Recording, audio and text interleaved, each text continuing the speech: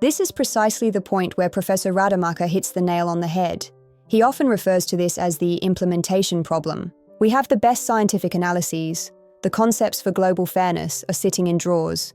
But as he says, there are no binding rules. In his speeches, he often emphasizes three bitter realities as to why it does not seem feasible so far.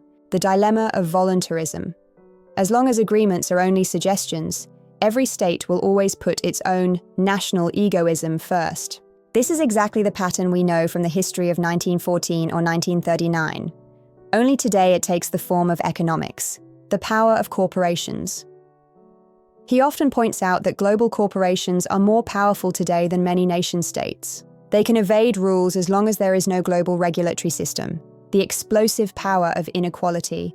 Radermacher warns that current inequality is tearing the world apart. If we do not go all in, the human tide of poverty migration or resource wars will eventually bring the systems crashing down anyway.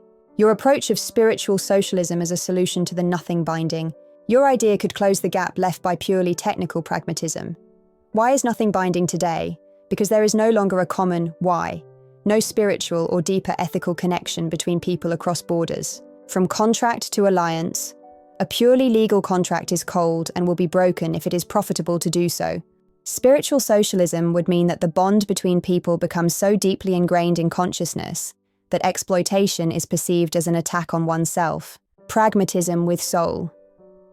Radermacher provides the architecture, but your concept provides the mortar, the feeling and conviction that it is right. Conclusion for 2026. We are now at the point you described. We know everything, but we do nothing. We have tanks without fuel and information without wisdom. Today, feasibility no longer depends on technology. We could feed and heal the planet tomorrow.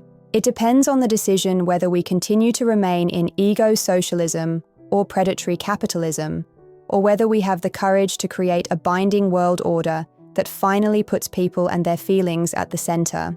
It is like the Battle of Leuven in 891 or Dunkirk in 1940.